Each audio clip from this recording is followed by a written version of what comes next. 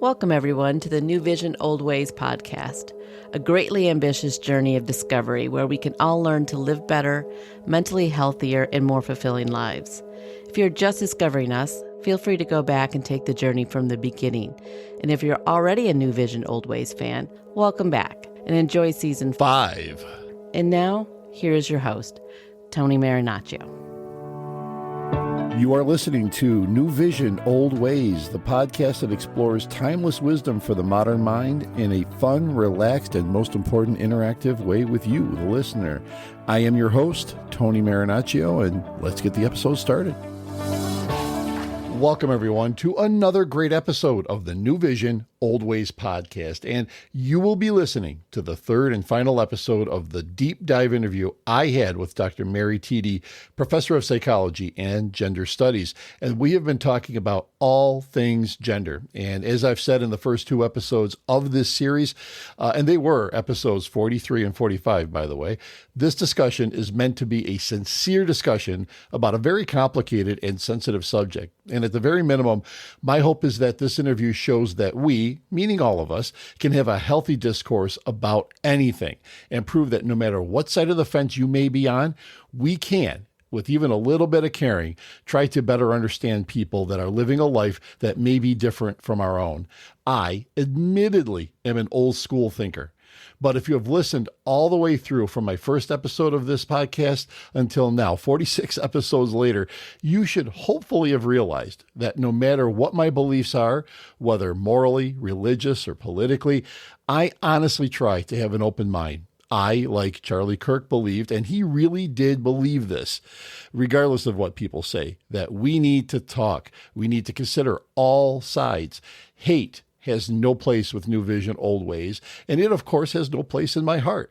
It is my right, as it is yours, to have our own opinions. If we all thought the same, this world would be a boring place, and I am certainly not a boring person. But at the same time, we need to have tolerance for each other's differences, and there is no better time than right now to talk about those differences. So let's start episode 46, the exciting conclusion of my interview with Dr. Mary Tiede. Well, what I've never gotten, and maybe you have an opinion about this, and now we're really kind of going off the rails a little bit here, but when a school says that we're not going to tell the parent. I know, I knew you were going to Yeah, say I know that you knew I was going to go there. Yeah. Not telling the parent that the child has chosen a different gender or whatever it is that they're doing like that.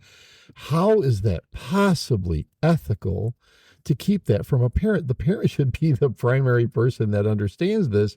The school should be second, third, fourth, or fifth. Mm. How can a school possibly have that view and think that that's the right way to go? I mean, I just think that that's appalling. And I think, that causes way more harm than anything else. Well, how does it cause more harm to whom? To the child and the family. How does it cause harm to because you're getting a person that doesn't have to deal with this when they go home. If a child goes to somebody at the school, that person, that counselor, that nurse, that principal, that whoever it is that's getting them through this, they don't have to go home and acknowledge that. They can go to their houses and maybe they don't have this problem. They don't have to worry about it. But that child and that family now have to somehow address this at some point. But if you're keeping it from the parent, I don't understand how that could possibly be an ethical situation. How does the school view it as patient-doctor confidentiality? I mean, I don't see how that could possibly be. Well, first of all, actually, it would be if a child came to my office, and by the way, kids it's rare for a kid to come up and say to someone in the school and say, this is who I am or whatever. It's more of like we're picking up vibes from them. But let's say in the case where, because there was a couple of occasions when a student, and I worked with older kids, did kind of come out to me in terms of trans. That's confidential. That it would be unethical for me to say it. The only time there's a particular mandate, the only time that I can break confidentiality is if that child was at risk of harming themselves or somebody else. That's it. That I don't care if people like it or not. That is what confidentiality in the. Are you talking a high school student or are you talking about a college student? It doesn't. No. This is in middle school. It doesn't matter the age. If a child comes to you and says whatever they say, the only time you can break confidentiality is when it's either they're going to hurt themselves or they're going to hurt somebody else, or let me add a third one, or if they're being hurt by someone, and we let them know in ways that are developmentally appropriate right away that anything you say in this room is confidential except for this, X, Y, and Z. Mm-hmm. So again, let me say, that's not the same as the relationship with the teacher, Mm-hmm. right? That there's not the same confidentiality. But as a mental health provider, So, the mental health provider, I can see that to a Right, certain degree, right. but I'm talking about students that confess something to a Right, teacher, to a right. principal, I to just a wanted nurse, to- to a yes. counselor. There's no, it's Hippocratic, right? That's the oath. Well, no, Did I say it right? That's there it is an oath, but that's not our oath. That's a No, different but did I say that Yeah, right? yeah, Okay. yeah. But I'm just saying there is nothing like that in a high school. So that's why I'm saying, I mean, if you come out or if you show your struggles to a teacher, a counselor, a principal, or a nurse, how in the world can they assume that the parent should not be involved in this? But what if Especially if they're really Okay, struggling. Think about this. You're a 13-year-old, and for whatever reason, you've told, if a 13-year-old is coming to you or a 14-year-old, it doesn't even matter the age, and saying, they are well aware of their gender, well aware. Yeah. And they're like, I really prefer, by the way, that this is just anecdotal. I've seen examples of this. And in my son's school district. And they're coming to a teacher or whomever and saying, I want to be, really, I want to be called this. And these are my pronouns. The reason why some teachers or principals or whatever don't rush off to tell parents is there's a reason for that. Who knows what's happening if they go home and sometimes they face, not all the time, sometimes it's just, but there's a reason why they feel like not comfortable with talking to parents. Well, of course. So it's not up to the school. Why should we rush out? Yes, parents are obviously the primary caregivers, and I would want to say that they are. But who's making the determination of where the line is? I mean, there's obviously, if they're going to hurt themselves, or if you think that if they're really struggling and the school's still not informing the parent. What are they struggling with? What do you mean by struggling? That's too vague. So a school feels appropriate to let the parent know that the child's struggling in math or social studies or English. Academic, yeah. Right. So if they see this child struggling with their identity and having issues, obviously they must have talked to somebody for a reason. They talked to them because obviously there's something going on there. Who makes the determination that now we're at this line, now we're going to tell the parent? But why? Is it only if they look like they're going to commit suicide or trying to or thinking about it? Or is it? Perhaps, but here's the thing too, is I know you're like, well. I just don't know if they're qualified enough to make that determination, I guess is my point. The thing is at that level, keep saying struggling, and it could just be coming out. Well, they could be, of course. I'm not. Because I feel safe enough with you as my teacher that I'm going to say this, and I feel safe enough with my. I mean, that's huge, by the way. I don't know if people can really wrap their brains around. If a 13-year-old is willing to kind of come out to classmates and teachers and yet not home, what is that telling you? That home is not a supportive environment, or at least the perception in that child's mind is that it's not supportive. So if that means, and people. But again, who's making that determination? Why do we have to tell parents? Parents have to work out. Like, I know some people are going to hate that I'm saying this. If we can keep students safe for 6 hours and safe so that they feel like they can be seen, that's what I'm going to do. That doesn't mean the way I approached when I did have a counseling caseload, I did get families involved as much as possible because I do really believe that you want to work together. I also know, though, that there's times where when children have received pretty significant, severe consequences for stepping out of line, or for even something as simple as what we were talking about, like no, you're a boy and you're to act like a boy. That's throwing them to the wolves, in my mind. Just because someone had kids doesn't mean that that's. You know, believe me, I know where you're going with that. And there's a lot of people that should have. I hate to say this, but they were certainly not qualified to have kids. Right, and so I think we should all be involved. But I just want, again, I don't want people to get, well, everybody's entitled to feel what they want to feel about it, but in my mind, and again, mine was confidential anyways, but when I hear about it in other stories and teachers said it in school staff, they're like, well, this is what they're called here, but at home, it's kind of hush hush. That was to protect the child. And I know people are like, well, you got to get parents involved. Why? Like, give me a good reason why, because the child, at least for 6 hours a day, can feel like they can be their real selves. And then they go home and they closet it again. My why would be, and I can see this happening, it almost feels like, yes, I can see your side. So there's a logical side to your argument. Absolutely. But there's also, I think, a logical side to, if the school is almost viewed as helping hide this issue, you're making that divisiveness between the child and the family even greater, because the child's getting, affirmation that, yes, you know what, I should keep this from them. I shouldn't tell them. I shouldn't talk about it with them. I shouldn't address it with them. No. That's the way I kind of look at it, is the school's actually helping that division actually get greater in a lot of cases. You're saying the school's helping them hide it. In fact, we're not. It's the exact opposite. We're not hiding it. We're actually allowing the child, the student, to be their authentic self. They're hiding it at home. Parents are the ones forcing the hiding of it. I think that the best way to handle it, and again, it's case by case, you would have to know what's going on in the family. Mm-hmm. Some families, it might just take some time. Like, I get it. Like, it's just a range of families. I'm not putting all families in this at all. But of course, I would be encouraging that child to talk to their family. Like, that would be point number one every single time I saw that. But I don't always think that's happening, though. And I think that's where the ethicalness of, I don't know, do they have regular psychologists in schools normally, or do they just call them in when something happens? I don't know. It depends on the school. Oh, I know it's counselors.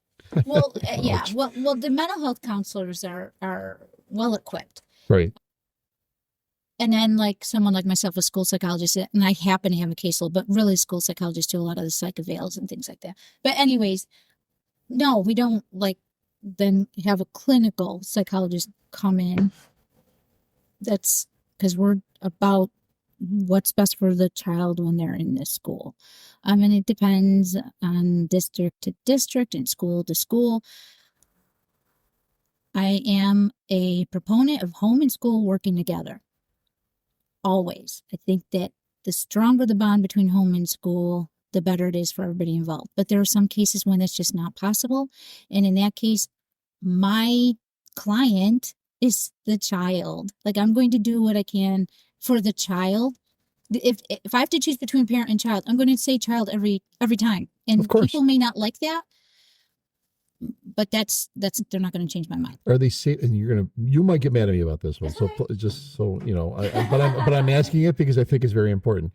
I have a feeling it's a small percentage, obviously. Yeah. But there are schools that allow children to think they're cats or dogs, use a litter pan or whatever it is that they. So hold on. So if that happens, where are we with that? How is that humanly possible that that's something that we're acknowledging? Oh my God, Tony Marinaccio. That's never happened. And I'm Tony, it has never happened. The fact that is so much, that story, that myth is woven into it. Whenever there's questions about gender, discussions, someone brings that up. And it's amazing to me that that's even a thought in people's minds. No school district in the history of schools has ever allowed a child to use a litter pen. That's ridiculous. And if people are listening to that, that's nonsensical. Show me the proof of it. And you know what? Don't even, because it doesn't exist. So of course that's not okay. And no school is doing that. And by the way, that's not even associated with gender. Like, obviously, well, again, that's why I said extreme case. Cats or dogs. Yeah. But when using that argument, even if schools did have litter pans, which they don't, and if anybody thinks that schools do, please, please, please, please, please educate yourself. people are going to hate me for being so firm on it, but that's always the argument that's used, and it's used to shut everything down. It's used to shut down conversation. But so let's say a school district did. I'm looking at a child who thinks they're a cat or a dog. That's a psychological issue that needs to be addressed. Okay, forget the litter pail. What No, but I'm saying kids, but kids are doing that occasionally. No kid is doing that. But what I'm saying as far as the thinking they're a cat or a dog. Yeah, but nobody really. No, they pretend. That's different. Or unless they're having a psychotic break, which actually is very, very, very incredibly rare. Beyond. Yeah, let's forget the litter pail. Let's even just address that. The reason why I think it's important to talk about that is because you're equating something like that, which could never happen. Like, people are not cats and dogs. However, people can be trans. And so you're equating the two as no, not at all. Not at all. I said extreme. I mean? Yeah, no, I said extreme. I'm not equating that. Now, well, but because no. Nobody allows that. And it's also kind of, we know that if it, I'm so. I knew this would draw the ire. I'm sorry. And I don't mean, it's just, it's one of those stories that took off. And see, this is why it has to be talked about. It's, even though we try to get out the real story, it never comes out. And it's just, that's not a real thing, and schools don't do that. And to be honest, schools err on the side of parents a lot. Like, they're not, it's not willy-nilly. Parents have, once upon a time when we were younger, teachers in schools had more power, and parents kind of just did it. Like, you know what I mean? If you got a call from a teacher or the principal, parents are like, oh, the school called, there's going to be a consequence, right? Mm-hmm. Nowadays, it's the other way. Like, students are going home, rushing home and complaining about teachers, and now teachers are getting in trouble. And sometimes, right, that should be the case, right? There's some cases. But I'm just saying, if there's something unethical, right. You'd want it to be somewhere in the middle, where in my classroom, I call the shots. As long as I'm not harming, like, right? My job, my role is to educate and to protect and to care for these kids.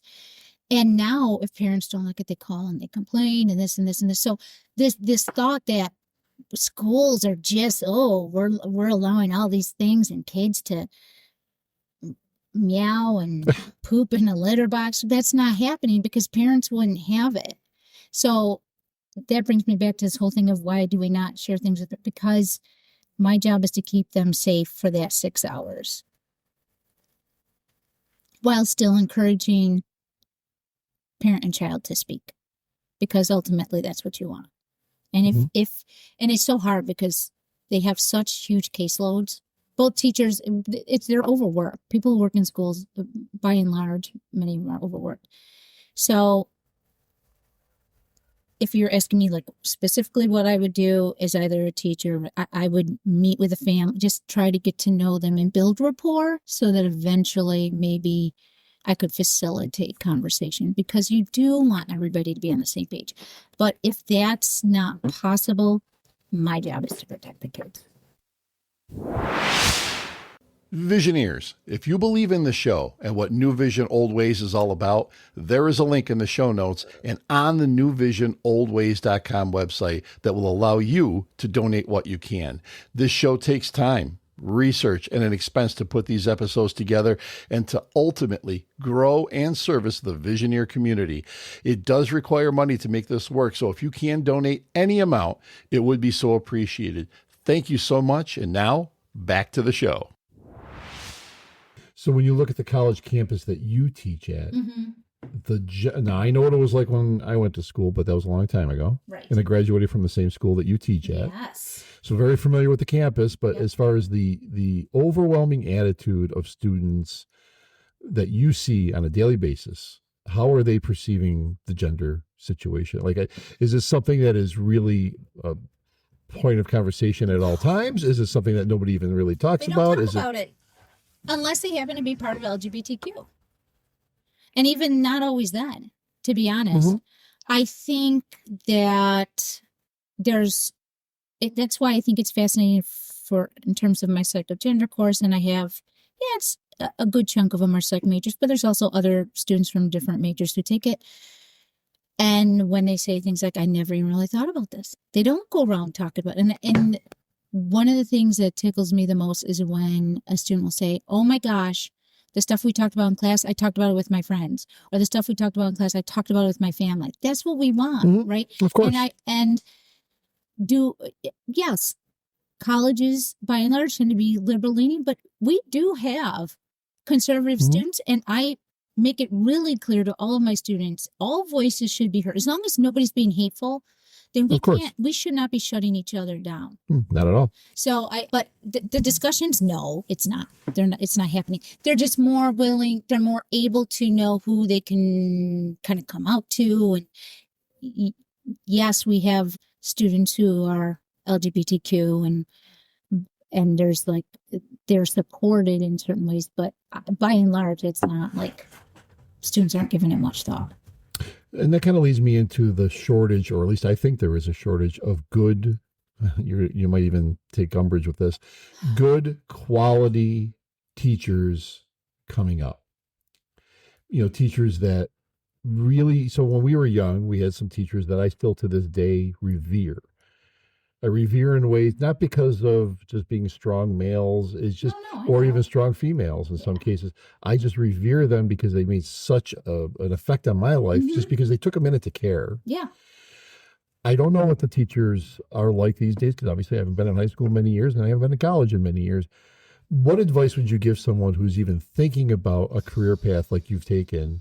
Because I think it's very important, because to me right now, mental health is probably the biggest struggle that maybe society has, I think, in a lot of cases. And I think that's why I wanted to have this discussion, and I asked my ignorant questions, because I know there's a lot of people that have ignorant questions, and I need someone like you to open the door to why we may think this way or not think this way. So when a teacher or somebody's even thinking about it, or why should they even think about it? Because I think there's such a demand for it, and such a need for it. So what would you say to that person that says, Mary, should I do this or not? Oh, goodness. I mean, you're not going to get rich from it. I always have to say that, right? However, you're not going to get rich from a lot of jobs. Right. Well, because everybody wants to be, but it's different like than when we were younger, where everybody now just, they call themselves an influencer or an entrepreneur, which just is ridiculous. I hate those terms. Thank you.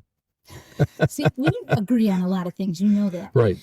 But, and even though when I'm in it, in terms of it, like I get frustrated sometimes, but I'm telling you, when I'm actually, the times that I'm not frustrated is when I'm teaching, like when I'm in front of students, I feel energized. When a student, like I said, just had mentioned a few moments ago, when a student says, I shared this with other people, or out of the blue, I get a thank you card saying, thank you so much for that course. And you've really, this X, Y, or Z, you've made me realize I want to go into a field helping kids or mental health or whatever. You do it for those things. And kids need, like you said, there are a lot of good teachers. Like for my child psych courses, a lot of them happen to be going into early education. Amazing. So driven. Oh my goodness. But I worry that those people, these amazing people who are going to go into teaching, they get burned out because of all of the expectations. But that doesn't mean don't give it a go, right? Because, yeah, you might be able to find a job that makes more money, although not with summers off. But, but it's so rewarding. It honestly is. And I know that's so cliche, but it really is. And really what you want to do is on that Monday morning, when you have to wake up, are you kind of excited about going to work, or at the very least not dreading it? Then that's a good thing, right? So I think if people are interested at all in working in schools, and they don't have to be teachers, there's so many people, they could be school psychologists, mental health counselor, occupational therapist, speech language therapist. There's so many ways, right, that you can work with kids. But give it a go. Like, volunteer or see if you actually like working with kids first, and then really strongly consider it, because kids need it. And you talked about mental health. Another area we're in dire need of mental health practitioners, working with kids, working with all people. There's just such a shortage. People trying to get on lists and they can't. So that's another area that I would strongly recommend. So along with that, we talked about research. We talked about a lot of things. Where would you like to see the field of mental health in general go right now? Because I know there's a lot of, like I said, right now we're at I don't want to say a tipping point. That might be a little exaggerated. But I think right now we're at a point in the world's history where I think we really need to fundamentally make this a much bigger thing than it is. We need to drill down to the root problems, not appease people. And I've said this in my podcast on many occasions. I feel very strongly a lot of times we tend to appease people, and that's part of what the cancel culture did. You're appeasing somebody, and I think appeasing people does nothing but exacerbate the problem in most cases. Right. So I think we need to figure out better ways to deal with all of this.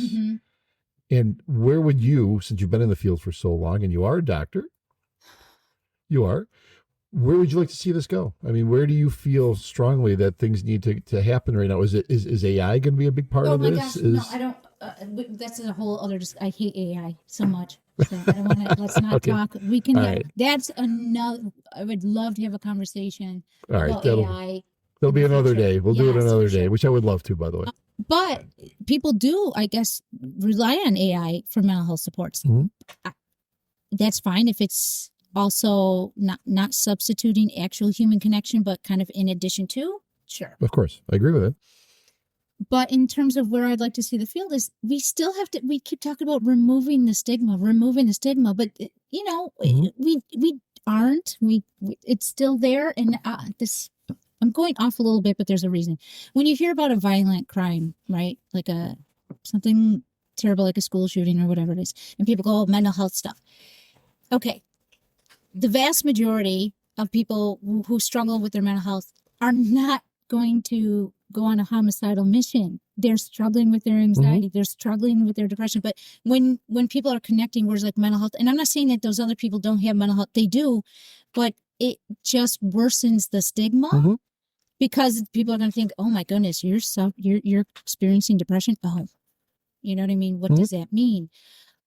And so we just have to be careful about how we use these words. We have to be careful about relying too much on social media where there's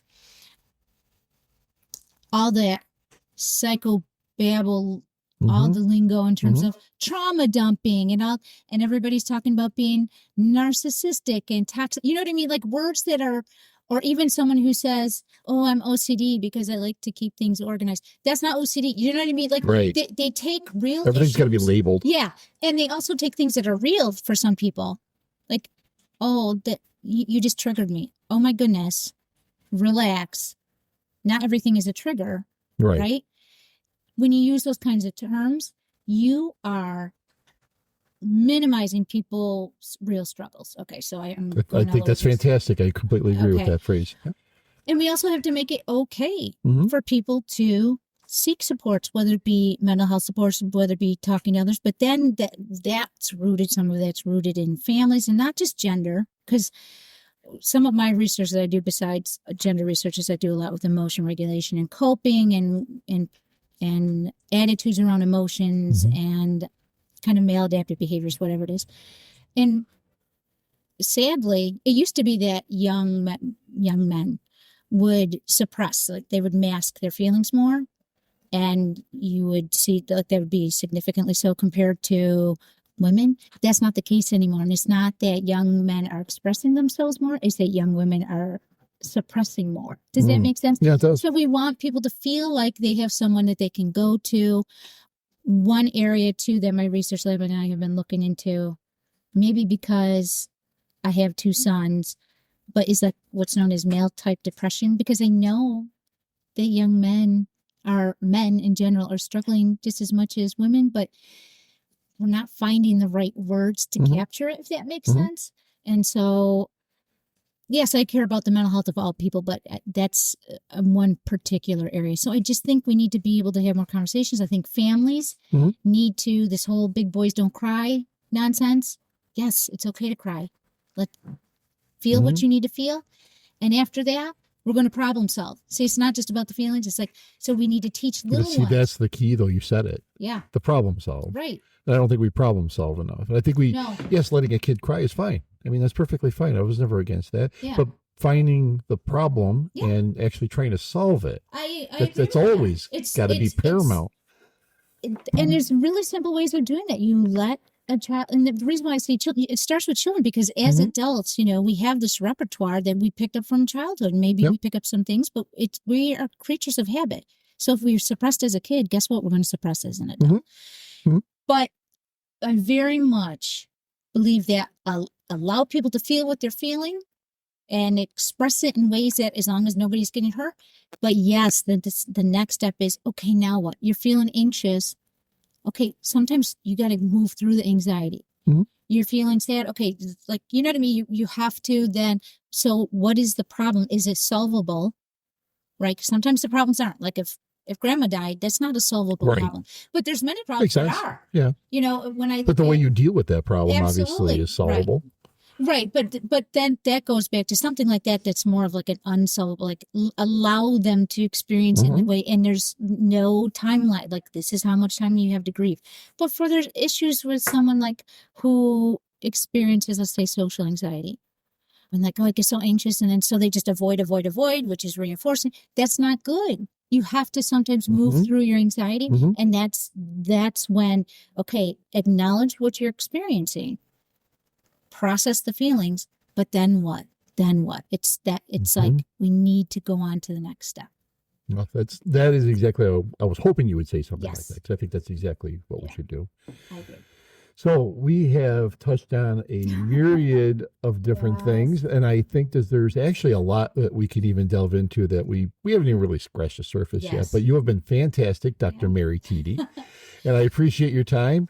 Any closing thoughts? Anything you want to? No, thank you so much for having me, and hopefully people understand that. I just get passionate about things, but really I like to think that I learn from you as much as you learn from me, because we should all be constantly seeking, be open-minded and learning from one another. So I hope my ignorant questions didn't sound too ignorant. I'm sorry, but that's just because we're friends. So no, it's like okay. That. So yeah. All right. Well, thank you so much, Mary. I appreciate your time. We'll see you next time. Yes. Okay. Bye-bye. And there you have it, folks. The conclusion of my 3-part interview with Dr. Mary Tiede. I truly hope you enjoyed listening to it, because I enjoyed exploring a subject that was a difficult one for me. And I appreciate Dr. Mary Tiede's patience, expertise, and guidance. My hope, again, is that we all learn to set aside our differences and just plain talk. Stop falling for the manufactured rebellion, like we talked about in episode 39, and start thinking for yourself. We were told not to do our own research during COVID, and look where that got us. Way worse off. So do your own research. Make up your own mind. Understand that other people may not live like you, but as long as we all have love in our hearts, we will overcome the ridiculousness of that manufactured rebellion and hate that I mentioned. I believe that most people don't hate. They just don't understand. So if you are in the LGBTQ plus community and you have an opinion about these 3 episodes, let me know what you think. Be constructive, be kind, be understanding that we are all not in your shoes, nor are you in ours. But I would love to find out your thoughts, and please let us know. So, what did you think of this episode or any of the episodes? I would love to find out. And here is where to get a hold of the show and let us know. These are in the show notes, but as always, here they are. As I announced last season, the new NewVision OldWays.com website is up and running. Check out all the episodes, the Revelations blog and news page, and a subscription link, as well as a link that you can click on that will allow you to donate to the show and show your support. By donating what you can, it will allow me to book guests and cover costs. Anything will help. Of course, you can cancel anytime. You can also message the show from each episode on your various platforms. Just look for the send us a text message link, and you can try that. If that doesn't work for you, you can email us at newvisionoldways@gmail.com. And you can find us on what was Twitter, now X, at NewVision Old Way. Remember, there's no S on that one. At NewVision Old Way. Check out the NewVision Old Ways YouTube channel. Just type in NewVision, one word, Old Ways, one word, and please subscribe. It is free and will show support for the show. It really means a lot and will help grow the show on YouTube. And the same thing with Facebook, NewVision, one word, OldWays, one word, podcast, and you should easily find us. And as a reminder, these are growing platforms for us and expanding all of the time. So we need your help to get the flow going with the community. And last but not least, if you can do me a huge favor and subscribe to us, like us, follow us, leave a review on whatever platform you found us on, that would be so appreciated. That will also help secure guests that we will be booking in the future. So Visioneers, welcome again to what is the best season yet, season number 5. I cannot wait to get your input. I also cannot wait until we get together for the next episode of New Vision, Old Ways. Until then, stay true to yourself, stay informed, and stay empowered. But the most important thing is... This episode and all the episodes of New Vision, Old Ways podcast have been written, engineered, and produced by Tony Marinaccio and TKM Productions.